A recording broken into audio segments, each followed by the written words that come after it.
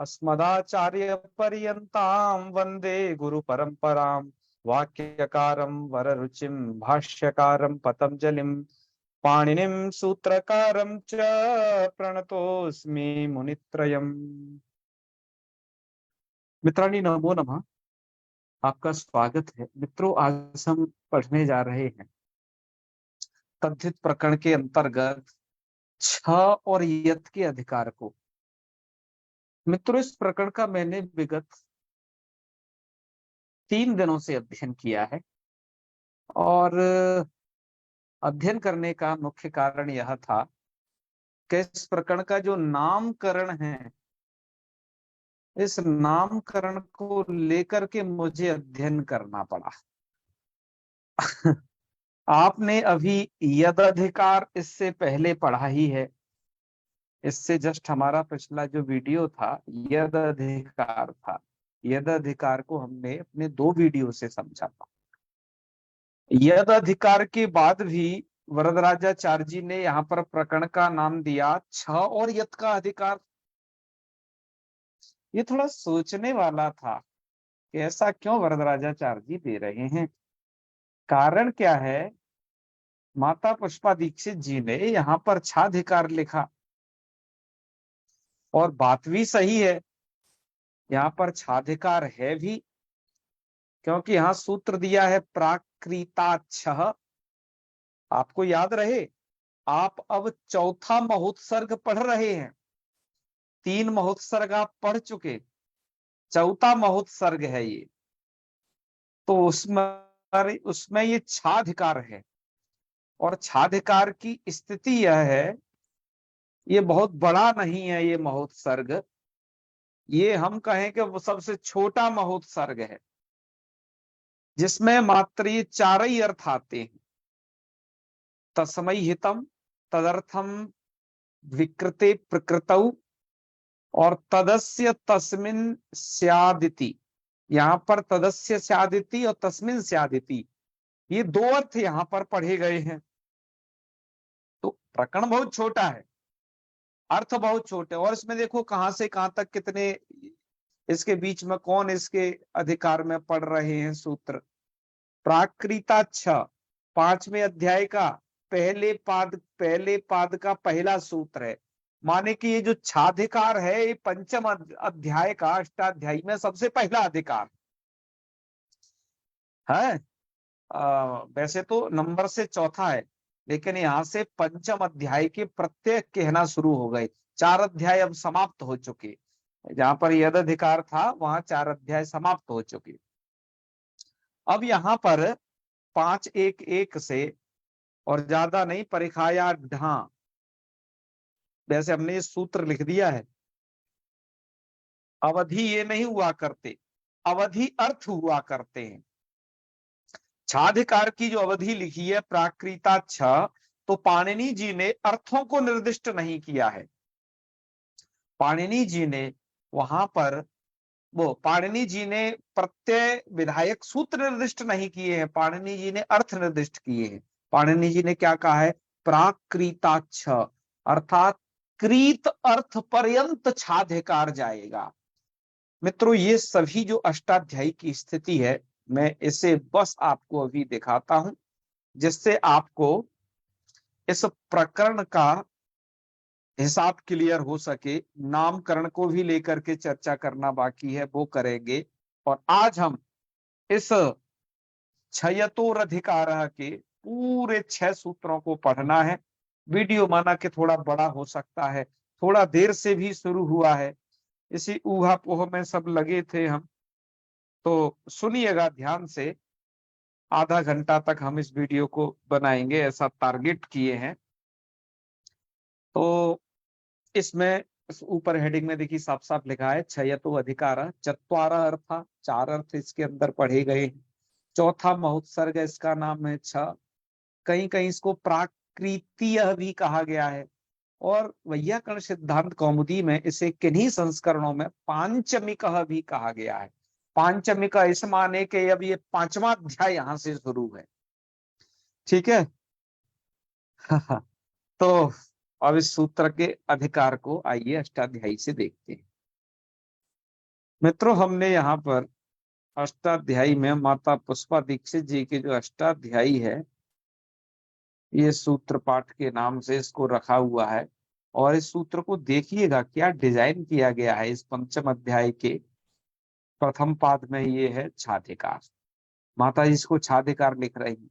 वरदराजाचार्य जी और उनके भैया ये गुरु इसे छ और यत अधिकार लिख रहे हैं। ऐसा क्यों, मैं आपको बताता हूं। पहले मैं आपको अर्थ बता दूं कि ये कहां से कहां तक चलेगा। तो प्राकृता छ यहां से लेकर के, तो एक अर्थ मतलब इसके अंदर कौन कौन से अर्थ आएंगे तो देखते जाइए। जो अनबोल्ड माता जी ने लिखे हैं, जैसे तस्मई हितम, ये इसके भीतरगत अंतर्गत आएगा। ठीक है, तो एक अर्थ ये हो गया तस्मई हितम। आगे बढ़ते हैं भैया, और 12वें नंबर पर देख जाइए। 12वें नंबर पे है आपका तदर्थम विकृते प्रकृतौ। दूसरा अर्थ आ गया। हाँ जी, चलिए अब तीसरा अर्थ क्या, हाँ कहाँ है। तीसरा अर्थ यहाँ है, तदस्य तदस्मिन् स्यादिति। तीसरा नहीं, तीसरा सूत्र है, अर्थ चौथा है ये। याद रहे माता पुष्पा दीक्षित जी ने 3 अर्थ लिखा है, पर वहां पर आप ये समझना कि 3 सूत्र आते हैं, अर्थ ये 4 है। गणना हम आपको बता ही दिए। इसी सूत्र में 2 अर्थ हैं, तदस्य स्यात् और तस्मिन् स्यात्, ये अर्थ। और ये प्राकृता छ कहां तक छादिकार कह रहे हैं। अब देखो इसके बीच में बहुतेरे सूत्र आए हैं और ठय अधिकार भी आरंभ हो गया है। प्राग बहती प्राग बहते ठय, ये आरंभ हुआ है। और इसके बाद ये ठग अधिकार यहाँ से चल गया ये पूरा। और भैया बहुत दूर जाकर के है, इसलिए मैं अष्टाध्यायी आज दिखा रहा हूँ। असमासेन निष्कातिभ्य, और ये तमाम सूत्र भैया इस साइड में आइए। अब सूर्यपादयन तरस्याम, और आगे चलते जाइए भैया। और यहाँ देखिए ये तेन क्रीतम अर्थ तक, तेन क्रीतम अर्थ से पहले पहले तक क्या जाएगा, आपका प्राकृता छ का अधिकार जाएगा, माने कि छाधिकार तक। इस अर्थ से पहले पहले तक ध्यान दीजिए, ये अर्थ को टारगेट अवधि बनाया। और इस अर्थ से पहले पहले तक का मतलब इसलिए हमने यहां तक आपको लिखा ही दिया कि भैया यहां तक जाएगा। कहां तक, परिखा या ढाए हैं। और अंतिम अर्थ यही है, तदस्य तदन तदस्मिन स्यादिति, यहां तक जाएगा। ये तो बात हो गई इस अधिकार के विषय में। आप यहां ध्यान देंगे कि वस्तुतः ये छाधिकार है, नो डाउट। तो दीक्षित और वरराजाचार्य जी नव्य वैयाकरणों को क्या पढ़ी कि इसको छ और यत का अधिकार नाम दे रहे हैं। तो वो पढ़ी ये भैया कि प्राकृता छ से मानो कि छ का अधिकार चला, लेकिन वहीं पर एक विधि सूत्र दे दिया, उगवादिभ्यो यत। अर्थात इस छाधिकार के अंतर्गत जो शब्द उ का मतलब जो शब्द उवर्णांत होंगे, या फिर जो शब्द गवादी गण में पढ़े गए होंगे। ये गवादिभ्यो का मतलब है यहाँ पर गवादी गण। तो जो शब्द गवादी गण में पढ़े गए होंगे उनसे यत होगा। तो माने कि वो छ को बाध करके यत होगा। माने कि यदि कोई शब्द उवर्णांत हुआ तो छा को छा नहीं होगा, तो वहां यत होगा। तो इस विधि सूत्र का भी महात्म्य लगभग अधिकार जैसा ही है। क्यों, क्योंकि अधिकार सूत्र को बाधित कर रहा है, उसके क्षेत्र को। और जहां पर प्राकृता छ यह कह रहा है कि कृत अर्थ पर्यंत छाधिकार है, और वहीं पर यदि कोई शब्द उवर्णांत है इन्हीं इन्हीं अर्थों में और या गवादी गण में आया है तो उससे यत होगा। तो एक प्रकार से यह विधि सूत्र यत प्रत्यय को बड़ा दूर तक ले जा रहा है, दूरगामी बना रहा है, जैसे अधिकार सूत्र हुआ करते हैं। अतः मुझे लगता है इन नव्य वैयाकरणों को ये लगा होगा कि इसको छ और यत का अधिकार कर दो, वो ज्यादा सही रहेगा। वस्तुतः छाधिकार ही है ये, तो उन्होंने इसको छ और यत का अधिकार कहा। तो बात समझ में आई ना? हाँ, आगे बढ़ते हैं और आगे की चर्चा को कंटिन्यू करते हैं। अब बात तो हो गई ये अधिकार वाली बात। मुझे आपको एक चीज और इसमें बतानी थी। अधिकार को बताने के साथ साथ अष्टाध्यायी में क्या इसकी लोकेशन है ये आपको बता दी गई है। और ऐसी बात नहीं है कि ये इस यत प्रत्यय को आप पहली बार पढ़ रहे हो या छ प्रत्यय को पहली बार पढ़ रहे हो। याद कर लीजिए, आपने शैक्षिक प्रकरण के अंतर्गत भी वृद्धा छ से छ प्रत्यय पढ़ा। और सुन लीजिए, आपने राज ससुरात यत सूत्र जो अपत्याधिकार में आया था उससे आपने यत पढ़ा था। और कहां तक कहें, शरीरावयवाच्य से आपने यत पढ़ा है। और दीव प्राग उपाग इत्यादि सूत्र द्वारा भी आपने यत प्रत्यय पढ़ा। तो यत प्रत्यय भैया पहले भी पढ़ रहे हैं, ये कोई नया नहीं है। लेकिन यहाँ पर यदधिकार में इसका बाकायदा प्रकरण शुरू किया गया, लेकिन यहाँ पर छ और यत ये समानांतर है। ठीक है, तो इसलिए इसका ऐसा नामकरण किया गया है। हमें लगता है कि छ और यतोधिकार जो कहा गया वो ठीक है। वस्तुतः ये अधिकार तो ये छ ही है, यत क्योंकि उसके साथ ही साथ चलना है, तो उसकी भी फीलिंग कुछ ऐसी ही है छाधिकार जैसी, अतः उसे साथ साथ पढ़ा। ऐसा कहने पर कोई हानि नहीं है, प्रक्रिया की दृष्टि से देखा जाए ये ठीक है। तो चलिए, सब जानकारी के बाद अब कुछ काम की बात कर लेते हैं। और भैया वो काम की बात यही है कि अब मूल में जो सूत्र है उनको पढ़ लिया जावे। लघु कौमुदी में याद रहे कई यत्र अर्थ दिया गया है इन चार में से तस्मई हितम, इतने से ही सब काम हो जाएगा। प्राक क्रीता छ का अर्थ हो गया कि तेन क्रीतम इत्यतः प्राक छोदिक क्रियते, छ प्रत्यय का अधिकार जाएगा। ठीक है, फिर आगे सूत्र दिया उगवादिभ्यो यथ। ऊ में यहाँ थोड़ा भैया डैश लगा लो जिससे आप ये समझ सको ऊ का मतलब उवर्णांता है। ये ऊ का उवर्णांताद अर्थ किया गया, गवादिभ्यस्य का ये कर ही दिया गया जो गवादिभ्यस्य अर्थात जो शब्द उवर्णांतों और गवादी गण में पढ़े गए हो तो उनसे यत हो जाता है। अब देखिए है तो छाधिकार, लेकिन छ वाले रूप नहीं पहले दिए, यहाँ पर यत वाले रूप पहले दिए।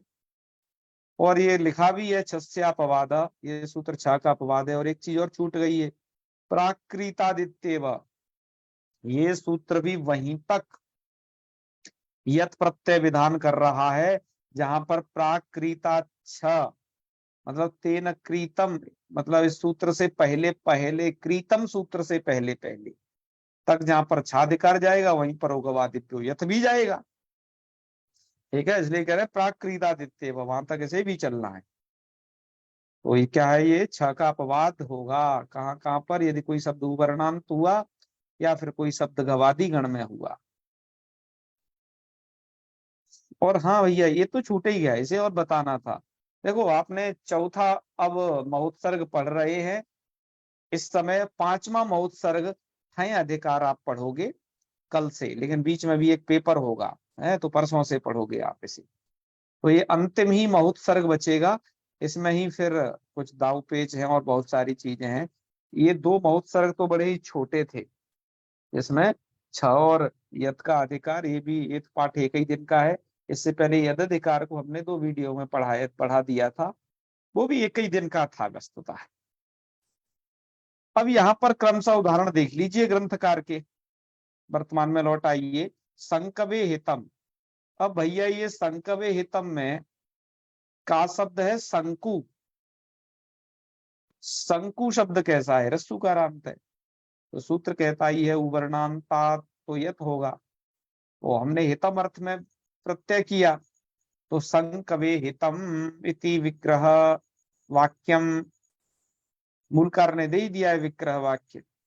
तो संकुंगे यत, चतुर्थ्यंत से प्रत्यय कर रहे हैं हम। संकुंगे यत, यत का बचेगा य, और भैया उकार को और गुणा से कर देना गुण, क्योंकि यह जो है वो भ संज्ञक है, वो यकार के परिवर्तित पूर्व भ संज्ञक है, ये कारादि प्रत्यय है। भ संज्ञक गुण हो गया संको य, और ओकार को अवादेश कर लेना वान्तोई प्रत्यय संकव्यम। संकव्यम क्या है? दारू, माने ऐसी लकड़ी जो शंकु के हित में हो। शंकु के हित में हो, तो शंकु कहीं कहीं तो खूंटा कहा गया है, कहीं कहीं कील कहा गया है, इसको शंकु के नाम से कहा है। ठीक है, तो संकव्यम कह दिया दारू को। अब दूसरा उदाहरण दे रहे हैं, गवादिभ्यश्च, और गवादी गण पठित शब्दों से भी यत हो जाता है। ये मित्रों गवादी गण है, तो गवादी गण अयम, गवादी गण में ये शब्द आते हैं गो हविष वरिष खट अष्टका युग मेधाश्रक, और ये 3 ठो गण सूत्र भी आते हैं। और इसके बाद कुछ शब्द और हैं, खर खद अक्षर विष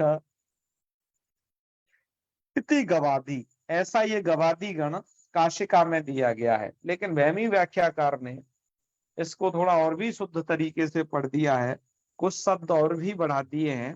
वहमी व्याख्या को दिखाते वक्त हम आपको उसे दिखा देंगे। तो गवे हितम, और यत प्रत्यय कर देना, गोंगे यत, और गो य, ओकार को अवादेश करके गव्यम बना लेना, अर्थात जो गाय के हित में है उसको कहेंगे हम गव्यम। ठीक है, गाय के हित की वस्तु है उसको हम कह देंगे यहाँ गव्यम। वैसी क्या चीज हो जाएगी जी? गवे हितम, गाय के हित में है, माने कि गाय भूसा खाती है, गाय की ये सब हितकारी वस्तु है, गाय गुड़ खाएगी, तो ये सब गव्यम कहलाएगा जी। ठीक है, तो गव्यम प्रयोग की ये स्थिति है। आइए आगे बढ़ जाते हैं। आप ये प्रयोगों को आप समझ ही गए होंगे, थोड़ा सा आपको गवादी गण जरूर दिखा दिया जाए। और वहमी व्याख्याकार ने यहाँ पर कुछ अन्य उदाहरण भी दिए हैं, उन उदाहरणों पर भी आपकी नजर पड़ जाए तो बड़ा बढ़िया रहेगा। देखिए भैया, ये दिया इन्होंने उगवादिभ्यो यत, और भैया इसके पेज को क्या हो गया, उलट पुलट हो गया सब। चलो यहाँ से तो सही दिया है। गवादी गण के और कुछ शब्द हैं, इन्होंने उदाहरण के रूप में लिखे हैं कि हविष्य हितम भविष्यम, जो हवि के लिए हितकारक है हविष्यम, हविष्य कहेंगे घृतादि को। मेधायै हितम मेध्यम, तो मेधा के लिए हितकारक है, मेध्यम क्या कहलाएगा? चूर्ण। अध्वने हितम अध्वन्यम मोदकम, सुने हितम, कुत्ते के लिए जो हितकारक है। वाह, ये तो नए शब्द बन गए। उसको शून्यम भी कह सकते हैं और शून्यम भी कह सकते हैं। ठीक है, यहाँ पर कोई एक सूत्र है भैया इन्होंने जो दिया है, उससे ऐसा हुआ है, दीर्घकार और ह्रस्वकार। तो ऐसे इस गण में पढ़े गए शब्दों से ये सब बन जाएगा। देख लीजिए, ये शब्द है, काशिका का भी दे रहे हैं जी, अष्टका, और कहीं पर इष्टका भी पाठ है। स्कधा और पाण, स्कधा की जगह काशिका में स्कद पाठ है। और ये तो शब्द हैं ही, कुछ शब्द इसमें नए दिए हैं, जैसे यहाँ खद है तो कहीं खट पाठ है। गणों में तो पर्याप्त पाठ भेद है भैया, कहीं दर है तो काशिका में उदर है। और कुछ शब्द बिल्कुल नए हैं, खर सुर ध्वन क्षर वेद बीज दीप्त दस्ती स्कंद, ये तो नए शब्द हैं कुछ। ठीक है, और विष इसमें है कि नहीं, उन्होंने तो विष दिया है। मैं अभी जो आपको काशिकाकार का पाठ दिखाया, यहाँ पर इन्होंने विष शब्द को ये ऊपर ही लिख दिया है, जबकि उसमें वो लास्ट में है। तो थोड़ा पाठ भेद करके ये सब दिया हुआ है। ये है गवादीगण। ठीक है, इन सभी से यत प्रत्यय कर लेना है। चलिए अब अग्रिम स्लाइड पे चलते हैं और कुछ अग्रिम विषय पढ़ते हैं। अब यहाँ पर अग्रिम सूत्र, अग्रिम यहाँ पर एक गण सूत्र दिया है। ये गण सूत्र इसी में आया था अभी, जो आप उगवादिभ्य में जो गवादी गण है उसमें ये आया था।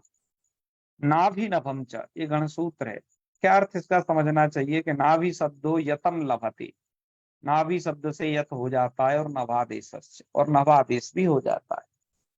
उदाहरण देख लीजिए, नाभये हितम, जो नाभि के लिए हितकारक है, तो नाभि गे, और यत यत का यह, नाभि के इकार का लोप कर देना यस्य तीचा से, और नभय और नभ्य बना लेना।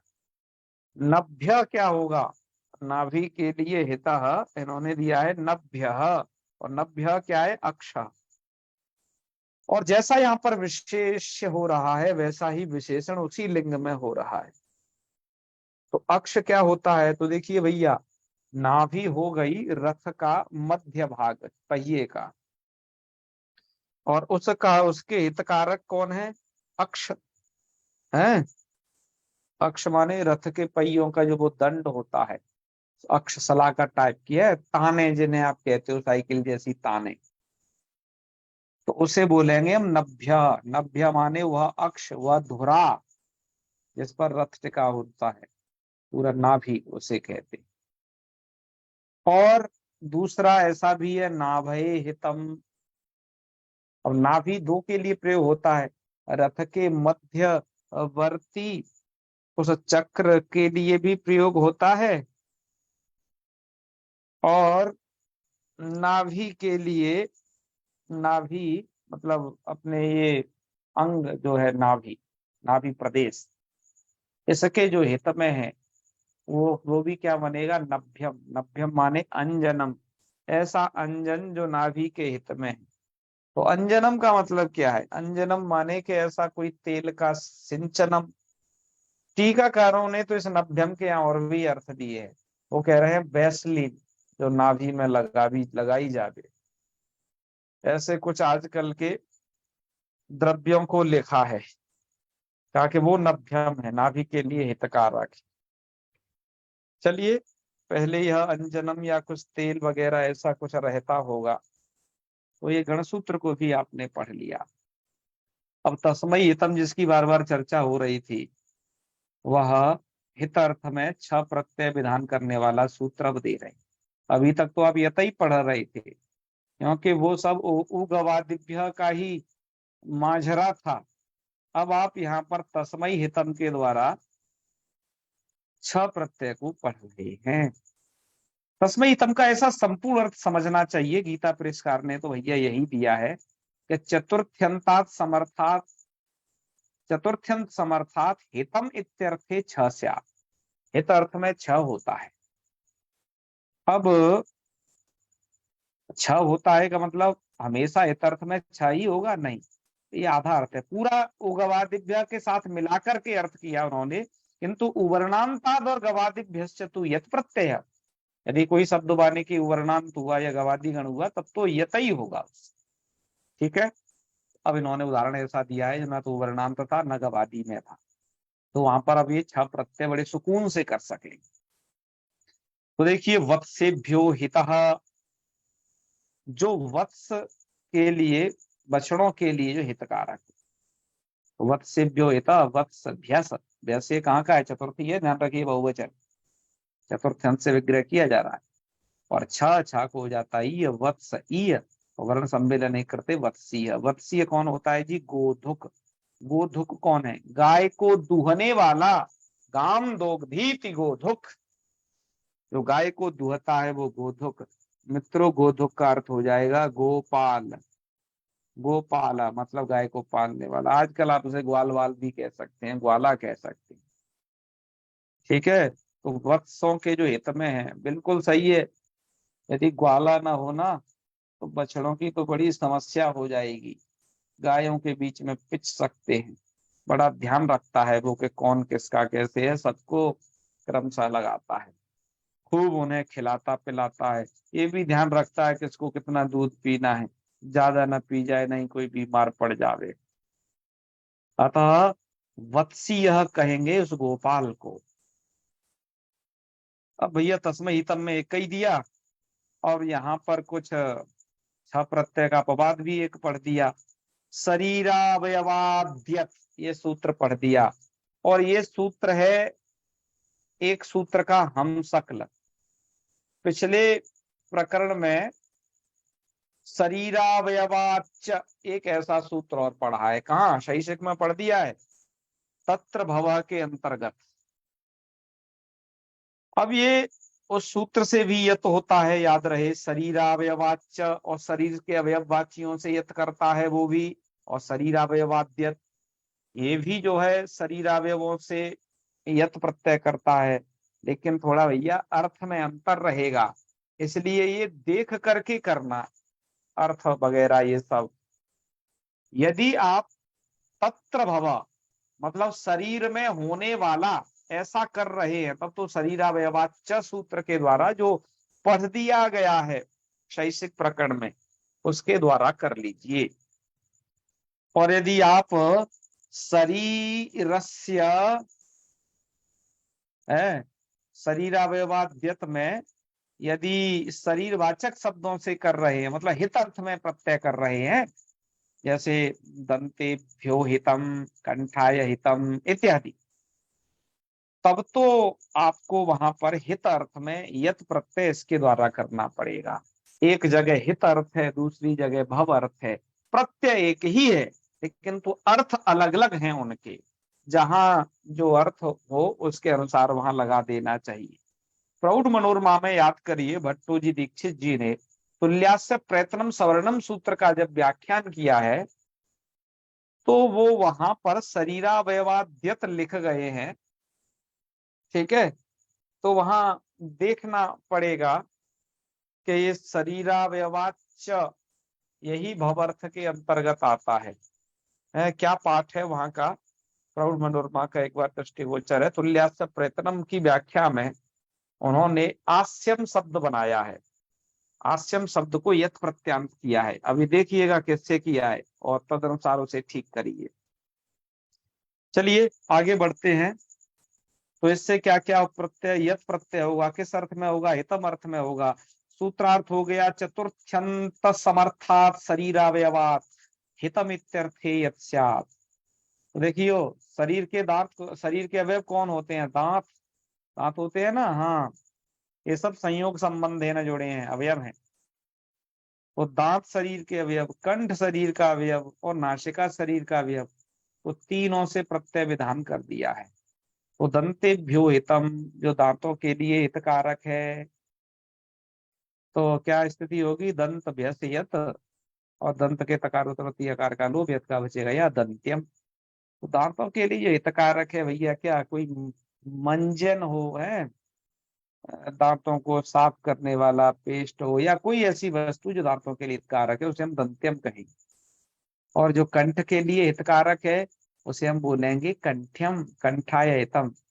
एक छोटी सी गुटिका गोली आती है, योगी कंठ है वाली, ऐसी कुछ है वो, तो उसको हम कंठ्यम कह सकते हैं। उससे गला एकदम बढ़िया हो जाता है। आजकल विक्स की गोली से भी खिचखिच दूर हो जाती है, पता नहीं कितनी होती है। तो जो कंठ के लिए हितकारक हैं, ऐसी सभी चीजों को हम कंठ्यम कह सकते हैं। हाँ जी, आगे बढ़े। नासिका यही हितम, और जो नासिका के लिए हितकारक है उसे क्या बोलेंगे, उसे बोलेंगे हम नस्यम। तो नासिका को याद रखिएगा, यहाँ पर ये नासिका के स्थान पर नस आदेश हो गया। भाष्यकार ने एक वार्तिक प्रस्तुत किया है, नस नासिकायाः यत तस क्षुद्रेषु। इस वार्तिक की सहायता से, ये जो वार्तिक है पद्धन्नो सूत्र के भाष्य में पढ़ा गया वार्तिक है। नासिका को नस कर लेना और यत प्रत्यय का यह रहेगा, नस्यम रूप बन जाएगा। ठीक है, इस स्लाइड का विषय समाप्त हुआ। भाई ये अंतिम स्लाइड की तरफ बढ़ते हैं। अब मित्रों, ये छ यत प्रत्यय को बता दिया, छ प्रत्यय को बता दिया। अब इस प्रकरण के एक अंतिम प्रत्यय को और बता रहे हैं, ख प्रत्यय। हितम अर्थ में एक ख प्रत्यय का भी विधान होता है। इसका विधायक सूत्र है आत्मन विश्वजन भोगोत्तर पदार्थ खः। इस सूत्र के द्वारा सूत्रार्थ होता है चतुर्थ्यंत समर्थात आत्मन, नंबर 1 आत्मन, विश्वजन और भोगोत्तर पद कोई शब्द, 3 कंडीशन। इनसे हितम इत्यर्थे ख स्यात्, हितम अर्थ में ख प्रत्यय हो जाता है। तो चलिए करते हैं। आत्मने, मूलकार को देखना, मूलकार ने यहाँ पर विग्रह दे दिया है आत्मने हितम, ये विग्रह है। हमने कर लिया आत्मनंगे और ख को कर लिया ईन, तो आत्मन ईन। अब तो यह नस्तद्धते करके टीका लोप प्राप्त है, किंतु प्रकृति भाव के लिए सूत्र पढ़ दिया गया आत्मा ध्वानौ खे, यह सूत्र पढ़ दिया। सूत्रार्थ क्या होता है समझिए। सूत्र में तो केवल ये लिख दिया एतौ खे प्रकृत्या स्तः। एतौ का मतलब होता है कि आत्मन और अध्वनौ, आत्मन शब्द और अध्वन शब्द ये दोनों नकारांत है ना, नस्तद्धते करके यहाँ टीका लोप हो सकता है, लेकिन सूत्र ने कह दिया यदि ख प्रत्यय परे रहेगा, खे सप्तमी है, तो खे ख प्रत्यय के परे रहते एतौ, एतौ इत्युक्ते आत्मन और अध्वानौ प्रकृत्या स्तः, ये प्रकृति भाव हो जाता। प्रकृति भाव हो जाएगा माने कि नस्तद्धते नहीं होगा, टिलोप नहीं होगा। तो यहाँ तो आत्मन शब्द से ही आपको पाला पड़ेगा। अभी ये अध्वन शब्द तो आगे के लिए है, ठीक है, तो कर लेते हैं हम। आत्मन ख को ईन करके और रूप बना लेना वर्ण सम्मेलन करके आत्मनीनम। आत्मनीनम का अर्थ होगा जो आत्मने हितम, अपने हितमय है, उस वस्तु को कहेंगे आत्मनीनम। ऐसे ही विश्वजनेभ्यो हितम, विश्वों के, विश्व जन में जन के लिए जो हितकारक है, तो यहाँ कर्मधारय समास कर लेना विश्वजन, विश्वे जना इति विश्वजना, कर्मधारय समास करके विश्वजनेभ्यो हितम। क्योंकि काशिकाकार ने यहाँ पर कहा है कि विश्वजन यदि कर्मधारय वाला है तभी इससे इस ख प्रत्यय को जानना चाहिए। तो विश्वजनेभ्यो हितम, तो विश्व जन भ्यस और ख प्रत्यय कर दिया हितम अर्थ में, विभक्ति व्यक्ति लोप कर लीजिए। विश्व जन ईन, जन में नकारोत्तरवर्ती आकार का लोप करके विश्व जनीनम रूप बना दीजिएगा। अब अंतिम शब्द है इस प्रकरण का मातृभोगीण। मातृभोगीण का सबसे पहले अर्थ समझिए। तो मातुः भोग, यहाँ पर मातृभोग में समास है। मातुः भोग माने कि माता का भोग है, मतलब माता के लिए भोग्य, तो उसे बोलेंगे हम मातु भोग। शब्द आता है शरीर के लिए, तो मातु भोग हो गया शरीरम। मातु भोग माने क्या हो गया ये, शरीरम। और मातु भोगाय हितः, जो मातु भोग के लिए, मातु भोग इति मातृभोग, मातृभोग बना लीजिएगा पहले, और जो मातृभोग के लिए हितकारक हो। मातृभोगाय इत्युक्ते मातृ शरीराय हितम, माता के शरीर के लिए जो हितकारक है, ये अर्थ है इसका। ये बड़ा अद्भुत शब्द है। तो मातृभोग आगे हो जाएगा गे और ख प्रत्यय कर लीजिएगा, मातृभोग ईन, और यहाँ पर अटकुपांग विवाह पी द्वारा अणत्व कर दिया जाता है, तो मातृभोगी न बनता है। अर्थात जो शरीर के लिए हितकारक है उसे कहेंगे मातृभोगिना। माने कि मातृ शरीर आय हित, मातृ के शरीर के लिए हितकारक है। पट को पांगनुम विवाह पीछेणत्व करे रहिएगा, मातृभोगिना बना लेना। यहाँ पर कुछ जगह पर तो एक जगह से हमने उद्धृत किया है, इति छ यतो पूर्णोवधि, माने कि छ और यत की पूर्ण अवधि हो गई, अब यद अधिकार अब नहीं मिलने का है आपको, है ना। यत प्रत्यय तो कहीं में तो यद अधिकार के रूप में अब नहीं मिलेगा इतना लंबा, तो छ और यत की पूर्ण अवधि हो गई है। ये प्राकृति या प्राकृति ये समाप्त हो गई। कहीं कहीं पर यहाँ पर कुछ संस्करणों में ये भी पाठ है, इति छ छयतो छयतोवधि, इतना भी पाठ है। छयतो इति छयतोधिकार, ऐसे भी पाठ आपको मिलेंगे। हमने एक सटीक जो पाठ लगा वो यहाँ पर दे दिया है। तो मित्रों आज के लिए इतना ही रखते हैं।